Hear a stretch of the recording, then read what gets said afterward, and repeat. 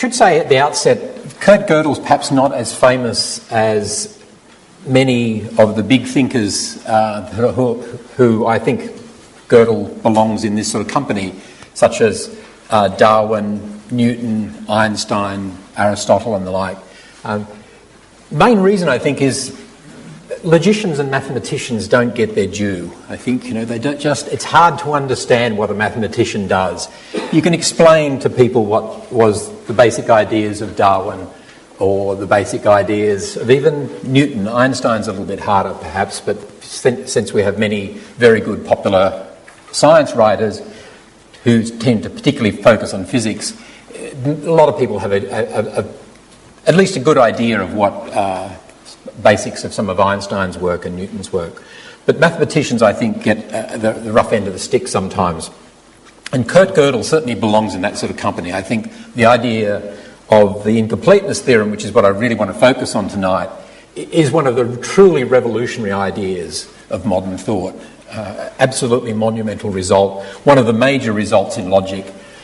Many people have said Kurt Gödel is right up there with Aristotle, and that the incompleteness results were the first major results in logic since Aristotle.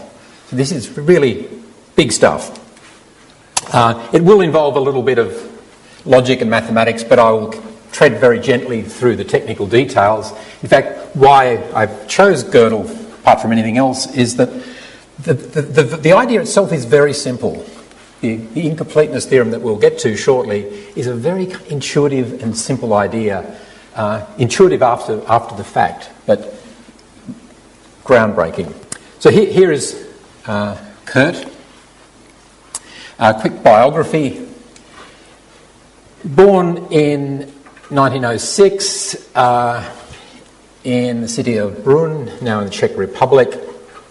Graduated in 1924, studied physics, mathematics and philosophy at the University of Vienna.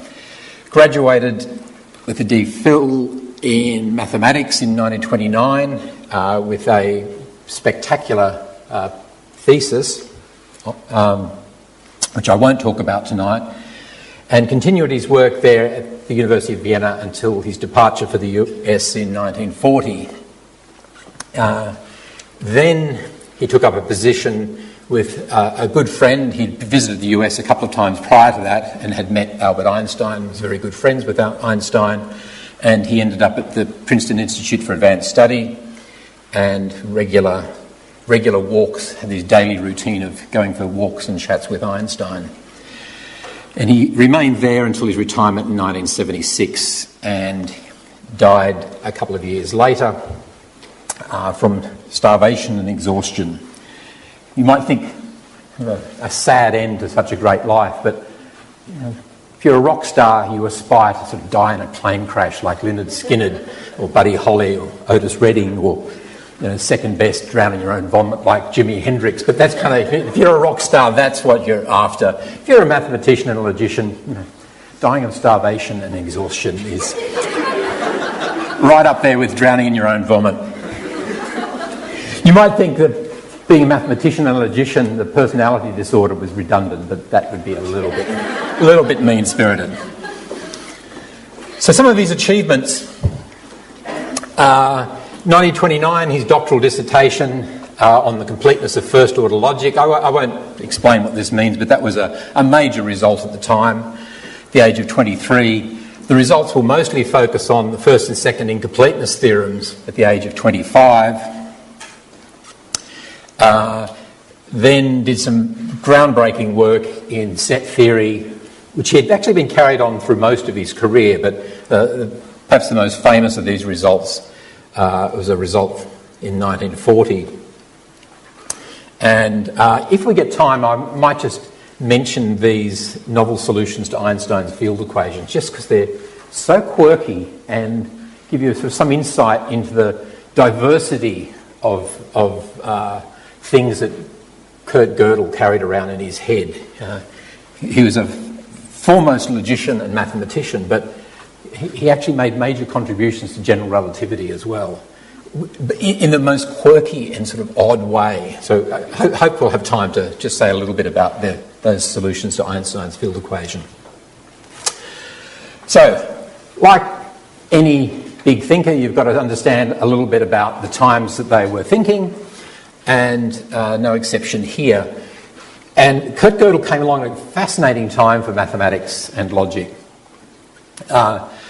In the early 20th century, the foundations of mathematics were in crisis. It's hard to overstate how serious things were in mathematics at the time. Bertrand Russell had shown that set theory was inconsistent. Set theory being the foundation, or at least that was the hope for everyone, that set theory was the mathematical theory that would underpin all of the rest of mathematics. This truly rigorous axiomatic system was the great hope of mathematics. And Bertrand Russell showed that it was inconsistent. It's not just has a bit of a flaw or a bit of a blemish. That's about as bad as it gets for a mathematician. On the other side of things, Cantor had proved that if we have one infinite set, such as the natural numbers, the counting numbers, 1, 2, 3, 4, 5, 6, and so on, there are infinitely many of them. If we have one infinite set, and surely we do, because at least we have the natural numbers, there are infinitely many infinite sets, all that can be ranked in order. So it's not just a whole bunch of infinite sets all have the same size, but there are infinitely many different infinities. Hard to wrap your head around what that means without going into the mathematics. But this had been shown to be a natural consequence of the standard set theory of the time, along with the assumption that there is an infinite set. Again, amazing results. But both worrying in their particular ways. On the one hand, that mathematics is inconsistent. Just to get a sense of, who cares? Mathematics is inconsistent. Well, given that it's inconsistent, and given the classical logic that we are supposed to be using here, you can prove that 2 plus 2 equals 5. You can prove that I'm Elvis Presley. You can prove anything you like. The Riemann hypothesis, one of the most outstanding results in mathematics, can be proven in 5 lines, given that you've got an inconsistent theory.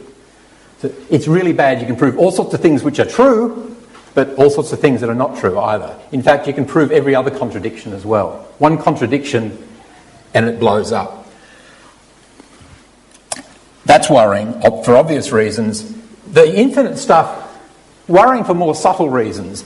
Just was not clear that people really had a good grip on what infinity was. That there could be infinitely many different infinities. If one infinity is bigger than the first infinity, then surely the first one wasn't really infinite. This must be something bigger than it. It can't be infinite. So people were worried that they even had a good grip on what infinitely many objects of any kind meant. And people were trying to find a consistent set theory, and at the same time many of them were wary of Cantor's work on infinity. So along comes Frege, and he tried to set things on a firm basis. He thought, well, no wonder we don't understand all this business about infinity. We don't even understand the number 2. What on earth is the number 2? What's the number 3? What are the natural numbers about? What are they? We know how to use them, and we know how to say things like 2 plus 2 equals 4, but what are they? And he worried about this, and most other people thought he was just mad. Of course we know what the number 2 is. What the hell are you talking about? But he really worried, and he thought this was the root of a great deal of the problems in mathematics, and people didn't have a firm understanding of what mathematics was about. So he set things on a very firm foundation, laid out the assumptions, axiomatized basic arithmetic, and as often happens, once you make it very clear what's going on, problems jump out at you.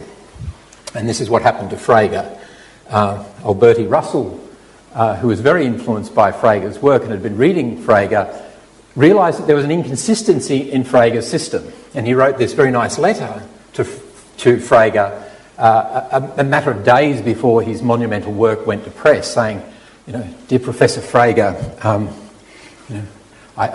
if I may be so bold as suggest that there's an inconsistency in your theory. And Frege, for what he, to great credit to Frege, he saw it immediately and realised that this was devastating. What he didn't realise, actually, was this problem is generalisable. It wasn't just a problem for Frege, it was a problem for mathematics at the time. So to get a grip on what this contradiction is, a very, very old philosophical puzzle called the liar paradox, which is just simply this sentence is false. Now, if I think about that sentence for a moment, two possibilities. Either it's true or it's false, right? So if it's true, then what it says is the case. And what it says is that it's false. So if it's true, it's false. That's bad, right? Must be false. But if it's false, well, that's what it says it is. It says that it's false. So if it's false, then it's true. So if it's true, it's false, and if it's false, it's true. Contradiction. Well, contradiction on the assumption that it takes a truth value at all, but why shouldn't it? It looks like a perfectly well-formed sentence of English. And philosophers, you might think, we don't have a lot to do, and we worry about things like this disproportionately, Philosophers have worried about this for a couple of thousand years. And to be quite honest, we're no closer to a solution than we were 2,000 years. But we've had a lot of fun in the meantime.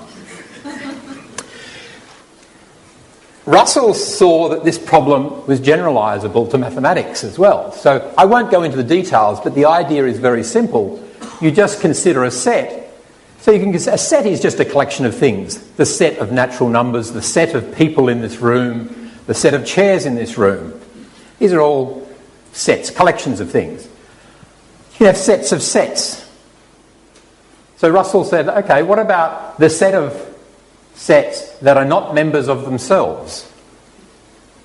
And if you've done a little bit of mathematics or logic, you'll see that this is just the liar sentence in set theory form. Okay, so once you form this set, then you just ask the question, okay, is that set a member of itself or is it not? If it is, then it's not, and if it's not, then it is. You get exactly the same conundrum as you do with the liar paradox. So the Russell set can be proven to be both a member of itself and not a member of itself. That's bad. Mathematics is not supposed to license those sorts of things. This is when Russell announced his result to Frege. It was a problem for Frege, but it was also a problem for just general set theory. In a way, Frege had just made the problem so transparent because he'd been so clear about his assumptions. Now, shifting to the infinities and Cantor's work, just to get a flavour for this, it's not that important, but it is kind of, I'll admit to it, I'm a nerd and I love this kind of stuff, so I'll just share with you some of the delight in set theory. So here's what Cantor was mucking around with. An important operation on sets is the power set. So the power set, once you've got a set of things, say I've got the set of people in this room, I can then think of the power set of that, which is the set of all subsets. So it's the set that consists of me, then there's the set that consists of Meredith, and there's the set that consists of the gentleman here in the front row, then there's the set that consists of Meredith and me, and all the combinations, okay? All the ways you can pack that up, that's the set of all subsets. That's called the power set of a set. And according to set theory, you can always form the power set. If you've got a set, you can have a power set of it. No problems. So here's an example. Take the set that consists of just two things, 0 and 1. So the set those curly brackets, the first little curly brackets here, just mean that's the set. 0 and 1 considered as an object together, one thing. The collection of 0 and 1 together. That set has two things in it, 0 and 1. The power set of that has, the empty set is always a subset of a given set. It's got the set that contains just the 0, just the 1, and 0 and 1. So the power set has got four things in it. 1, 2, 3, 4. Okay.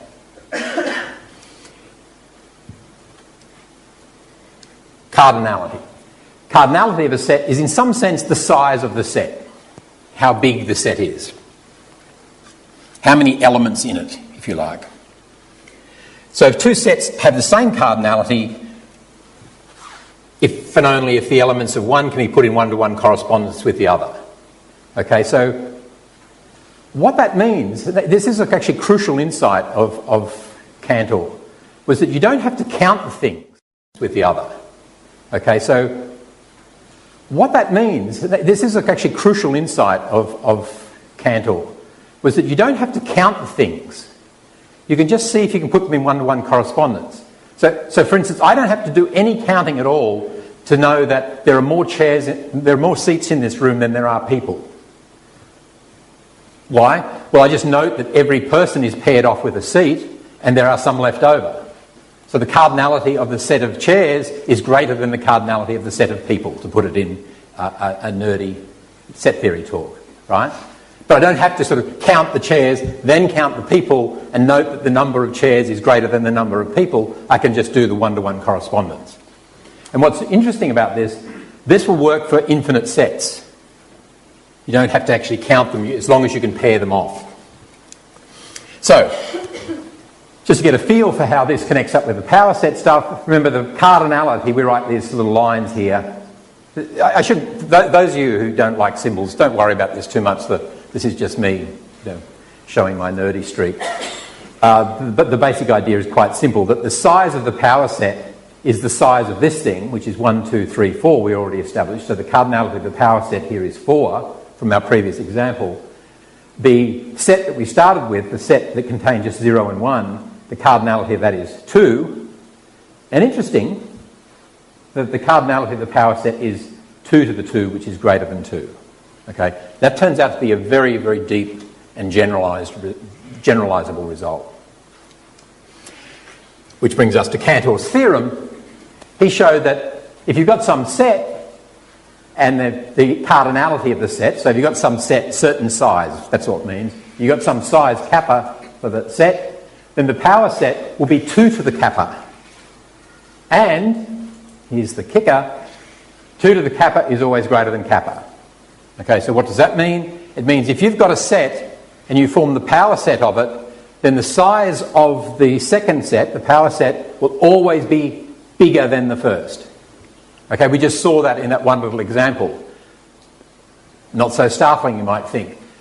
Think about this case. What if the first set is infinite? Form the power set of the natural numbers, 1, 2, 3, 4, 5, 6, 7, 8, to infinity. There's infinitely many of them. The power set of the natural numbers is infinite, but it's a bigger infinity than the natural numbers. Right?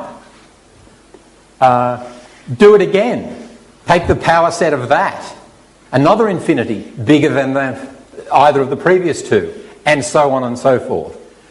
Power set operation is always licensed in mathematics. You can always take power sets of any set. If you've got one infinite set, you've got infinitely many of them, and they're stretching out infinitely many sets larger and larger than each other. And this leads to all sorts of strange puzzles. I won't go into them, but people were really worried about this. The whole idea of infinitely many infinities is all, if that's not sort of disturbing you enough already, all sorts of puzzles you can get. How many natural numbers are there? Okay, let's call, for argument's sake, let's call that number Aleph 0, as mathematicians do. How many even natural numbers? Every second one, 2, 4, 6, 8. Clearly there's less of them, right? 1, 2, 3, 4, 5, 6, 7, 8, 9, 10 to infinity. Now only every second one, you're leaving out half of them. 2, 4, 6, 8, right? How many of them are there? Aleph 0 again, the same number. They're both infinite sets, but that's not what makes one set larger than another, is not even leaving out half of them, for instance. There's something else. It's the power set operation that does this. So this cute little trick that I think it goes back to Hilbert. Imagine you've got an infinite hotel, infinite number of rooms in it, and it's full. Business is good, right? If you're a hotel owner, it doesn't get any better than that. Infinite number of rooms, and the rugby league grand final is on, so everybody's there. It's full. Someone else knocks on the door and says, "I'd really like a room." First temptation is to say, "Sorry, we can't fit you in. We're full." But then the owner says, No, we can. I'll move the person in room 1 into room 2, the person in room 2 into room 3, the person in room 3 into room 4, and so on. Now room 1's vacant. We've got a room. You can do that. That's one of the results, the sort of odd results you get with infinity. You can always make room for another. So, this is the background. Here are sort of the worries that were permeating the mathematical culture of the time. Various responses, one of which most famously by one of the all-time greatest mathematicians, David Hilbert. Hilbert had this program to set mathematics straight because everybody was worried. So what he thought was that the infinite stuff, unlike some people who wanted to chuck it out, that crazy stuff about infinitely many infinities, let's try and restrict mathematics to more sensible things. Finitism, for instance, was a view. You can have only finite sets, but for every finite set there will be a bigger finite set, but no infinities, no completed infinities, if you like.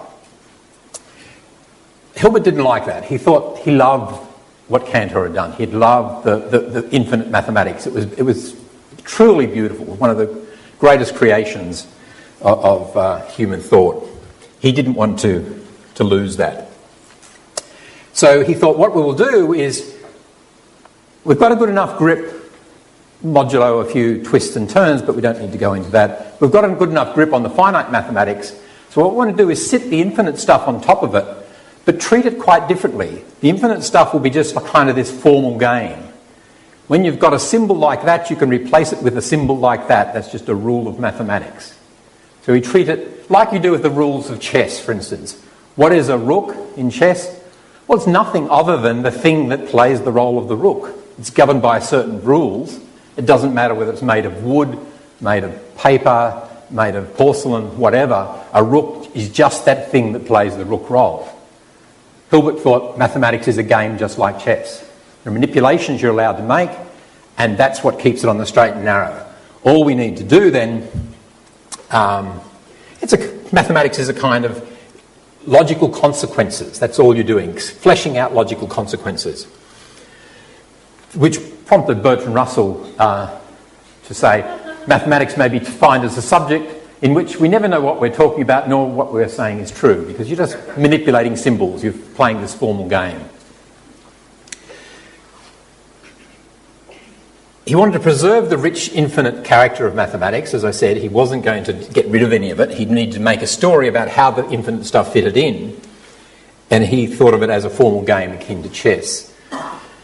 Famously, Hilbert said, "No one shall expel us from the paradise that Cantor has created for us." He would not have any truck with the idea that we sort of restrict mathematics. We want as much of it as we can. This is, Hilbert's respect for the whole of mathematics. But to do this, and here's where we get back to Godel, to do this, Hilbert required to prove that mathematics was consistent. And also that it was complete, that you can do everything by this method. If you treat it as a formal game, that you want to be able to crank out the theorems by playing this formal game. That's all you do. You have no other access to truths of mathematics except by cranking through deductions. And that cranking through the deductions will not land you in trouble. You need a consistency proof.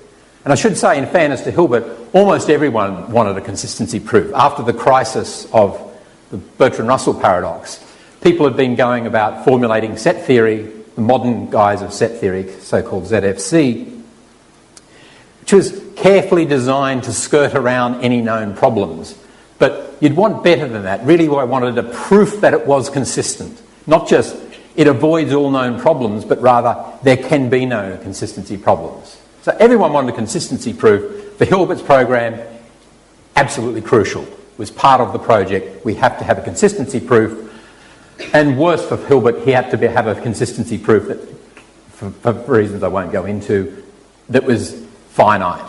So it was only constructions of finite mathematics, had to prove the consistency of the infinite stuff, but using only finite methods. That was his task. And as you can feel, there's something coming here.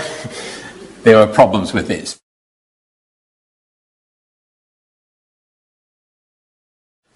Gödel's first incompleteness theorem from 1931.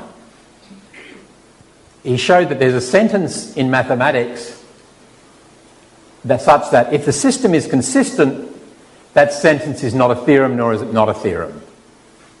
So what it means is there's a blind spot, if you like. There's a sentence in mathematics that just cannot be derived either way from mathematics. If it's consistent.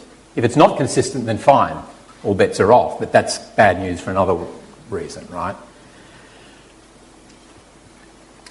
So just to give you a sense of what this sentence is like, very, very... again, unfortunately, I can't go into the details for reasons of time, but ingenious way he coded this stuff up. He made a way of coding up every sentence of mathematics and giving them sort of numerical values for all of the propositions of mathematics. Incredibly non-trivial, used for all sorts of reasons all over the place in computing mathematics elsewhere. Very ingenious, often skipped over as, oh yeah, of course you just give a name to everything, but you've got infinitely many of them. You've got to be very careful about how you assign the names. And devilishly clever what Godel did here. That was just sort of one of the technical language he needed to get this up. But once you've done all that, and here I'll just wave my hands like everyone else and say, once we've done all that devilishly clever stuff, you've just got a sentence of the form, I am not provable. Okay, now just think about that sentence. And you can, again, think back to the liar paradox, right? Godel also, philosophers are not alone in kind of worrying about such things. Godel also worried about the liar. And this is where this came from, thinking about the liar paradox. I am not provable. Okay, think things through here. What if it's provable? Well, then it must be false because it says it's not provable. So that's an inconsistency in the system. So if you can derive that sentence, if you can prove that sentence, your system's inconsistent. On the other hand, what if it's not provable? Well, then what it says is true. It's clearly true, but not provable. That's the only option left standing here, right? This sentence is true but not provable in the system, if the system is consistent. Again, this makes it... So as I said at the outset, the basic idea of Gödel's is very, very simple. This is the core idea. A lot of details to get this to work, and the Gödel encoding and so on and so forth, but the basic idea is just ingenious. He'd been thinking about the liar paradox far too long. Far too long for it to be healthy. Now, this is a problem for Hilbert, right? Because Hilbert thought that you could be able to recapture all of mathematics by playing this formal game, where the formal game is just manipulating symbols via rules. What Godel showed is that there'll be blind spots. You're going to miss bits. If that's what mathematics is, it's going to miss things. That's bad for Hilbert, but Hilbert might shrug his shoulders and say, yeah, but that's bad for everybody. Okay? Second problem for Hilbert, Gödel's second incompleteness theorem. He showed that no consistent system can prove its own consistency. Modulo a few little caveats here and there, but we won't need to go into the details. No consistent theory with a certain amount of mathematics, a certain amount of arithmetic, can prove its own consistency. This is absolutely devastating blow. Because again, remember what was happening at the time. We've got this crisis in mathematics. Mathematics had been proven to be inconsistent. Shock waves went throughout all of mathematics and anyone who used mathematics. This was devastating. We never want this to happen again, was the sort of the mantra. Working out new theories in ways that would never have these sorts of inconsistencies, but no one was completely confident because they thought that the original theory was fine until Russell came along as well. That looked like everything was hunky-dory there, but it wasn't. So while they were hoping that ZFC, the new theory, was consistent, no one was sure. And what you would really want is a proof that it's consistent. What Godel showed is, ain't no such animal. There are no consistency proofs, unless it's inconsistent. Then you can have it. But then it's kind of worthless, right? So the basic idea, I won't dwell on this, but the basic idea is if T is consistent, then G is not derivable in T. So T is just your mathematical theory. If this theory is consistent, then G, which is our Gödel sentence from before, right, the sentence that just says, I'm not derivable, then G is not derivable in T. And you can show, I won't bother with it, it's leave it as a homework exercise if you like, that given the previous incompleteness theorem, if you could have a consistency proof of T, then you'd be able to derive the Gödel sentence. But we've already shown that you cannot derive the Gödel sentence. So you can't have a consistency proof.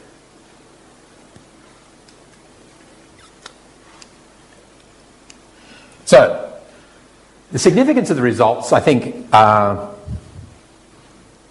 mathematics alone and logic alone, what do we do about these results of Gödel's? Well, unlike the crisis in the foundations in relation to the inconsistency that had been proven by Russell, that had to be fixed, right? You can't keep going with mathematics when it's inconsistent. I mean, amazingly, a great deal of mathematics, it was business as usual because it was a crisis in set theory. And insofar as you thought the rest of mathematics was just, set theory in sheep's clothing, then, we're in trouble. But that's not to say that you can't continue working in mathematics. Think of crises in other branches of science. You might have a crisis in quantum mechanics, as arguably we do at the moment. Interpretation of quantum mechanics is deeply problematic. Does that mean ecologists should shut up shop until quantum physicists get things sorted out? No. Business as usual in ecology and elsewhere. And so for mathematics, a lot of mathematics went by business as usual, but there were beads of sweat on their brow, I think, fair to say, for 20 or 30 years. Whereas the Gödel results, these are not kind of things that need to be fixed. These are just facts about the systems. This is just a fact about mathematics. It will have blind spots. You cannot derive the consistency of a system that's rich enough to have mathematics in it within the system. You cannot derive every truth of the system. There will be these blind spots. What are you going to do about it? Live with it. That's why it's such a sort of startling result. These are mathematical theorems about mathematics, or as we're often called now, meta-mathematical theorems, about sort of a layer above mathematics. And we just have to come to terms with them. So they're very, very important very, very important implications for all sorts of places, like mathematics and logic, obviously, but also for computing. If you think about what a computer is, well, a computer is a kind of program machine to crank through a bunch of rules, right? What can computers do? Well, insofar as the computer is a instantiation of a Gödel system, there'll be blind spots. Okay, so this led some people to think that, these results aren't just mathematical results now then. They lead to important insights into nature of computation, nature of machine thinking, and you can feel it coming. Is there a difference between human thinking and machine thinking? So let me just run quickly through an argument that has got a lot of press, I think. And perhaps one of the reasons that Gödel's results are as famous as they are is the significance of these results, if any, for understanding the human mind. So Gödel in effect showed that there are blind spots in mathematics, unprovable truths. But the truth of the Gödel sentence, remember the Gödel sentence, this sentence is unprovable, the truth of that's plain to see. Everybody in the room can see that that's true. Right? It took us a couple of minutes to think our way through it, but it's clear that that sentence must be true. So there's a true sentence that's not derivable within mathematics. So it's a blind spot by any kind of algorithmic computational system like mathematics or like a machine, but we humans can see it plain as day. It's true. So it looks like, and I'm not endorsing this line of thought, but it's a very natural line of thought. It looks like there's something fundamentally different between the way humans think about these things and the way the machines think. Not surprising, you might suggest, but very, very popular view is that the human brain is just a kind of fancy computer made of, meat instead of silicon. That's all, that it's just a fancy computer. And this line of thought suggests, well, no, it looks like there's something fundamentally different about machine thinking, which has these Gödel blind spots, if you like, whereas the very blind spots that have been demonstrated, at least, are not blind spots at all to a human. So, does this tell us something deep and interesting about the difference between, say, computers and human minds? I don't think so, but it's a fascinating thought, and it's worth sort of dwelling on, thinking about that for a moment, what the Godel result really shows, and whether that does tell us something different about humans and machines. Why, if I can just say briefly why I don't think it tells us anything terribly important about the differences, is, well, on one hand, it's utterly unsurprising that we're not working like a kind of machine that Godel had in mind, because for a start we use probabilistic reasoning, we use hunches, we use it's plain to see. I don't need a proof that there are people in this room, despite what various philosophers have said throughout history. I don't need a proof of that. Why? Because I can just see it. I haven't got a proof of that in terms of mathematical proof. It's just plain to see. Okay, and we humans use it's plain to see, probabilistic reasoning, hunches, gut feelings, all sorts of things in our reasoning. And to be quite honest, we don't always distinguish between these different kinds of reasoning. When you're doing something a little bit more rigorous, like in a logic paper, which you rarely carry outside of the logic classroom,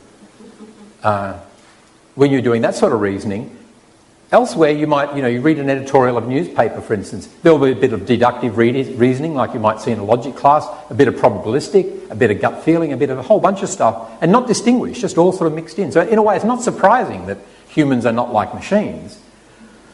But that's not what the claim is. The claim is that they can't be. If you tried to model a human mind like this, it just doesn't have the blind spot. So what is it about the human mind? It's almost mysterious, right? There's something mysterious about the human mind that it doesn't have the blind spots the machine has. Well, here's the kind of simple answer, I think. Firstly, it's not surprising, because we're a complicated... If we're a computer at all, that lump of meat is a complicated lump of meat, and it does some extraordinary range of things and an extraordinary variety of reasoning that goes on, all mishmashed together. Gödel's result just doesn't apply to such things. So not surprising that it doesn't have the blind spots, at least. But here's a kind of more interesting answer, I think, is that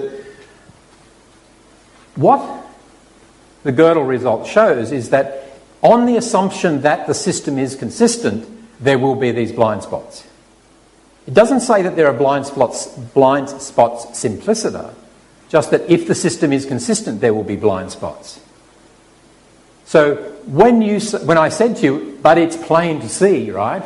This sentence is unprovable, is plain to see, I said. What I actually smuggled in there with the plain to see was that, and everything you believe is consistent. Your system is consistent. How plausible is that? Not at all, right? We all have inconsistent beliefs about all sorts of things, right? I invite you to sort of think about your own belief systems. And I don't mean in sort of, ways that you should be chastised for. All sorts of, when you're in the logic classroom, you think such and such. When you step outside the logic classroom, you believe something slightly differently. We all have inconsistent beliefs about the city we live in, okay? I know my local neighbourhood, and I have a kind of mental map of that local neighbourhood, and I have a mental map of another neighbourhood nearby. Those maps overlap. Very, very common phenomenon is to think that, such and such a street runs north-south, because it's roughly north-south, and then over here I'm thinking about that very same street, but not realising that it's the same street, thinking that it runs more or less east-west, for instance.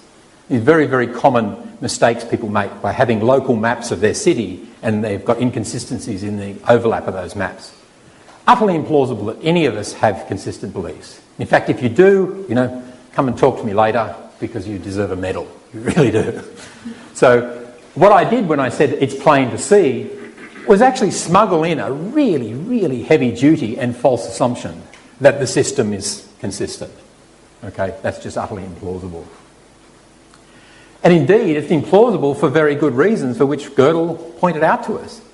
You cannot prove the consistency of the system. So in effect, what I've done is not just smuggle in the consistency of the system, but it's known to you that the system is consistent. You know no such thing. Gödel's second incompleteness theorem, in a way, ensures that that can't be the case. Still, It's an interesting thought, isn't it? There is this fundamental difference between minds and machines. I'll finish off now with just leaving the incompleteness stuff aside, and I just want to say a couple of things about one of the lesser-known results of Godel, but I think it's one of my favourites. I just think it shows how quirky the guy was. So this is Godel and Einstein, regular walking partners at Princeton in the 1950s. And no doubt over various conversations with Einstein, Godel came up to speed. He was a smart guy, right? He didn't really work in mathematical physics, but he was a smart guy. And he came up to speed on general relativity. Came up to speed, actually a little bit more than up to speed. Came up to speed to the point where he could publish in the area. And published a startling result. So he found that there was this really odd model of Einstein's equations. So Einstein's equations are the equations that describe the way space-time is, or the way it could be. The details are going to depend on the distribution of matter and the like, but these are the big global constraints, if you like, how space-time is structured. And what Godel showed was that there were these really odd solutions that no one could have been looking for, because they were looking for solutions for the most part that looked something like the universe we live in. And what Godel found were these really kind of odd solutions, but basically a big rotating disk, a universe that's a big rotating disk. And he found that in such a universe, there were closed time-like world lines. Okay, what that means is a world line is just a sort of a trajectory of the particle through space-time. Okay, closed means it comes back on itself. Right? World lines, if you think about my world line, it sort of started in some place, I moved around in space, and as time went by, I moved. So I've got this kind of trajectory. What a closed time-like world line looks like is a world line that comes back on itself in the temporal dimension. In a word, time travel. It's a kind of time travel. If space-time has the right kind of structure, and you're cunning enough to sort of shoot a rocket in the right sort of direction, you can come back on yourself at an earlier time. Just for a moment, just sort of think about the kind of mind that, he's working in mathematical logic, and just over a conversation with Einstein comes up to speed on general relativity and thinks, what about the big giant rotating disk with world lines that come back on themselves? Extraordinary sort of chain of thought. Why is this interesting? Well, it's very important philosophically, because various arguments people have put forward to suggest that time travel is logically impossible. You often hear that said in philosophical circles. There are logical paradoxes if you have time travel. You go back and kill yourself as a baby, for instance, before you got old enough to build a time machine to do the going back and doing the killing, and you've got this paradox then, did you do the killing or did you not? So-called grandfather paradox. It usually involves slaughtering a grandfather, but you can make the circle tighter by just doing it to yourself. Auto-infanticide is the technical term in philosophy. And that's supposed to show, according to some, that time travel is logically impossible. It gives rise to a logical paradox. Well, what about Gödel's solution to the Einstein equations? He's shown that it's actually consistent with our best physical theory, consistent with general relativity, that there are closed time-like world lines. These are not just logical possibilities, these are physical possibilities. That's much stronger. So, not to say that we do live in such a universe, the claim was never that, just that it's certainly physically possible that we could live in such a universe. It's consistent with Einstein's theory, and if we did live in such a universe, there would be these trajectories. So it puts pressure on those who think that time travel is logically impossible. You still might defend that view and say what's going wrong in the Godel cases, but very, very interesting line of thought of Gödel's. And I think I might leave it there. That's a good place to finish. I really just